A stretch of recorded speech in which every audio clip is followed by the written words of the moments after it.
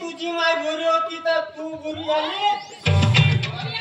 माझ्या पोराले कारपेंड्या म्हणते. काय लाज लागते का नाही तुले?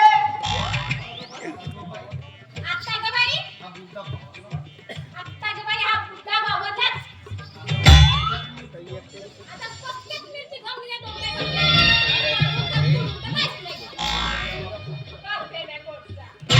किती स्मार्ट आहो. दिसतं का रे तुझ्या काढलो?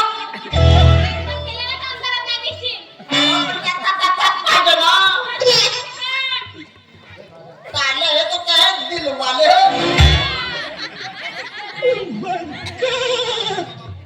पाहिलं का बापू? पाहिलं का कशी चिडवते हे मला? चिडवते?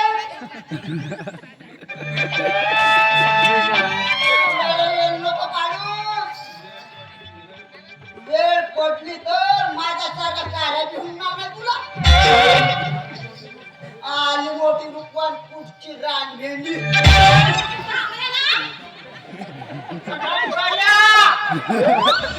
मम्मी समोर सापडते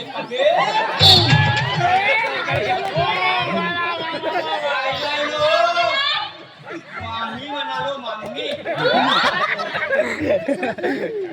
एवढ्यानं भाव खाते. शेवटी काय मम्मी होती ना ती नाही. राहायचो एकटीच मुंजीची मुंजी. कोची चिरली रुपये. माझ्याच रात लागेल तुला. जिंदगीभर मी नवऱ्याचीच राहिलो. तुझा लग्न तुटो तुझा मांडोय मुरो.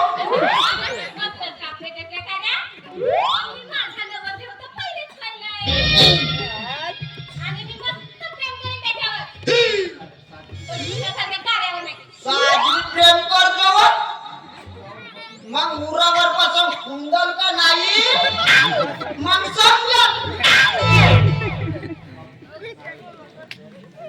नाही तर त्याला कमरेवर धरून फिरवतो. आधी मोठी प्रेम करणे वाली.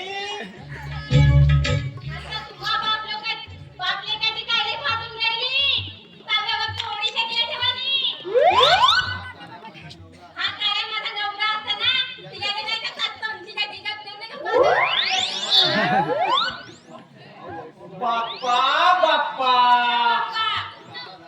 कारा झाला तर का खाटावर नेऊन फेकू का? तुझ्यापेक्षा सुंदर सुंदर पोरी भेटतील माझ्या कार्यालय. फक्त याच्या नोकरीचा होऊ दे. मग आठवड होता तसा समजतेस का? चांगला टोचन टाचन मॅनेजर होणार आहे मी. मॅनेजर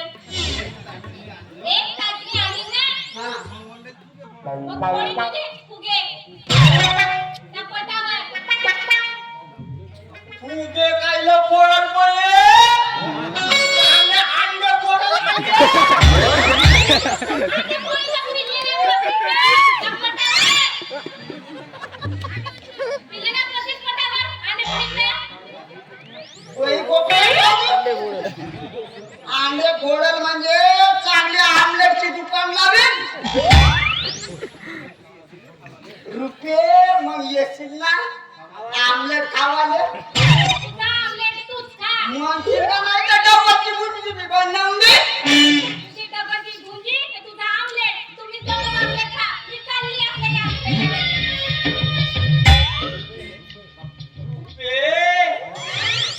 मग जाशील ना माझ्या कार्याला दाखवून दे ना हे काम लावणे. आता असं म्हणता तर ठीक आहे. गावचे खा म्हणून. नाही तर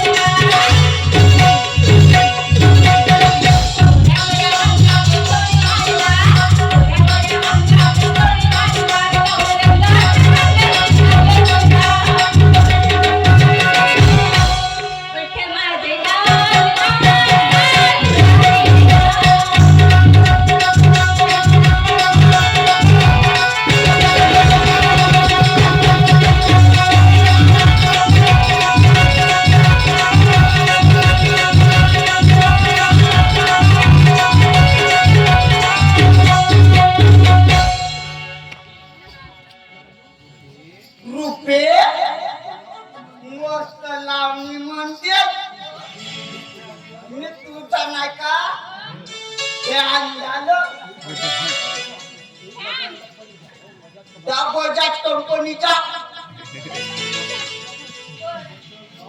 ओ बेचन लवकर खूप उशीर झाला. चला लवकर. चला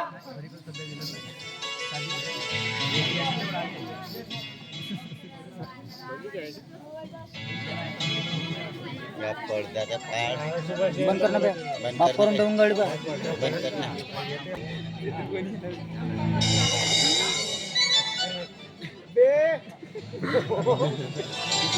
खरंच आमचे मालक ना मोठे मनाचे देव आहेत. किती विश्वासानं माझ्या हावर कारभार सांभाळले नाही.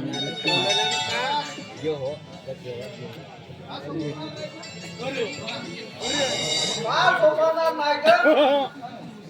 तू हुशार आहेस आणि तू कर्तृत्ववान आहेस आणि तुझा स्वभाव इतका निर्मळ आहे आणि तुझी काम करण्याची शैली इतकी सुंदर आहे आणि कुणी विचारत करत बसावा. हे बघा धनु काका, झालं तुमचं स्तुतीपाठ सुरू? हा? बरं मी काय म्हणते ते सोडा, बाकी आपण कामाचं बोलतो. धरणाचं काम आता पूर्ण मार्गावर आहे. पण मला एक प्रश्न पडलाय. ते मला सरस्वती नाव का घेतलंय का? ते तुला नाही कळायचं रेश्मा. या मातीनं या मोठ्या दादांना माया ममता प्रेम हे यशवने दिलं. पण या गेल्या काही वर्षापासून निसर्ग या शेतकऱ्यांची डाव करतोय. डाव या कोरड्या विधवर वेगा पडलेल्या मातीत पाण्याचा ठाव शोधणारे शेतकऱ्यांचे ते ओळे किंवा डोळे पाहिले की ऊर दाटून येतो. ऊर दाटून म्हणून हे धरण बांधत आहेत. ती हिरवळ पुन्हा बांधू लागेल. हे बघा, काका, हे पण खरंच आहे. शेतकऱ्यांना शेतीसाठी पाण्याची गरज होती आणि ते माणसाने ओळखलं. हे बघा, बस त्या कामासाठी तुम्ही अडथळा आणू नका झालं.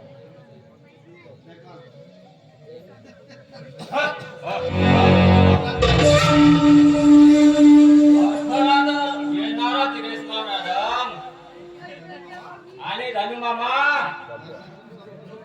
धरणाच्या स्वप्न सोडायचं. आमच्या वाट्यातल्या जमिनीला खैरातीत वाटणं बंद करायचं. नाहीतर ज्या धरणातून पाणी वाहण्याचं स्वप्न बघताय त्या दोन रक्ताच्या पाठवायला समजलं.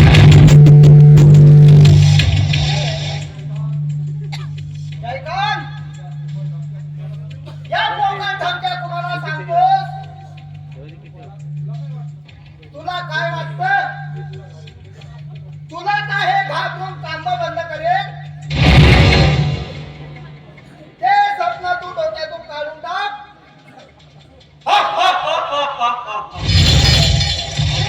मामा तो कोणत्या खोट्या आशेवर जगतोस?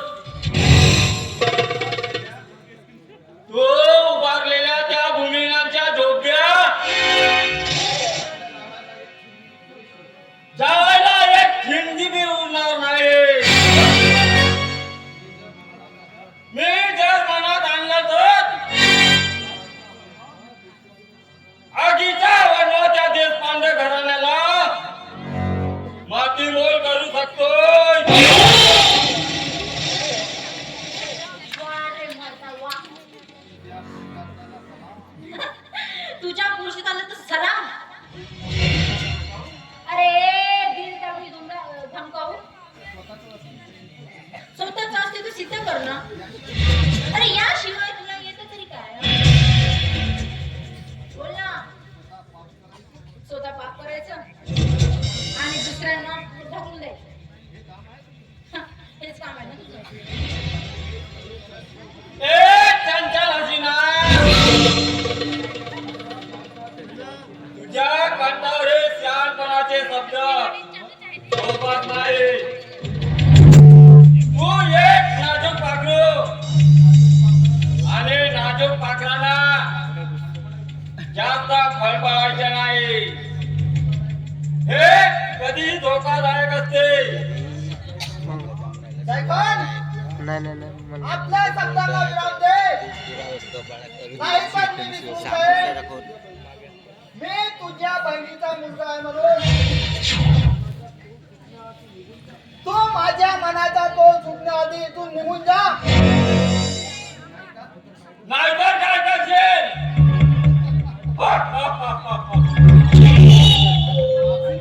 मारशील मला? अरे या जयकांतवर नजर उचलायलाही सिंहाचा बल लागतोय. आणि तुझ्या सारखा सामान्य मेंदू मला धमकी देतोय. धमकी कमालाच करतोय मामा.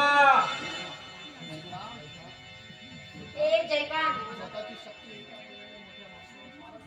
अरे स्वतःची शक्ती एका माणसावर पारखतोस, ते मोठ्या माणसावर. हा? अरे तुला जरी कुणाचं चांगलं करता येत नसेल ना तर आणि हो विचार कर, धरण पूर्ण झालं तर अरे शेतकरी सुकावतील ना. ते तर नकोय मला. त्या प्रताप मामाचा दुबळेपणाचा फायदा घेऊन त्याच्या वाट्यातील जमिनीला कायम करायला निघाला तो राजवर्धन देशपांडे. आणि मग आम्ही सणासारखे लाजेना माणिक मान घालून सर्व सण करायचं नाही. कदापि नाही. म्हणून मी धमकी नाही, चेतावणी देतोय. चेतावणी तेही शेवटची. जर प्रताप मामाची जमीन परत केली नाही तर तिथे मुद्द्यांचा बाजार भरेल. सांगून ठेवतोय.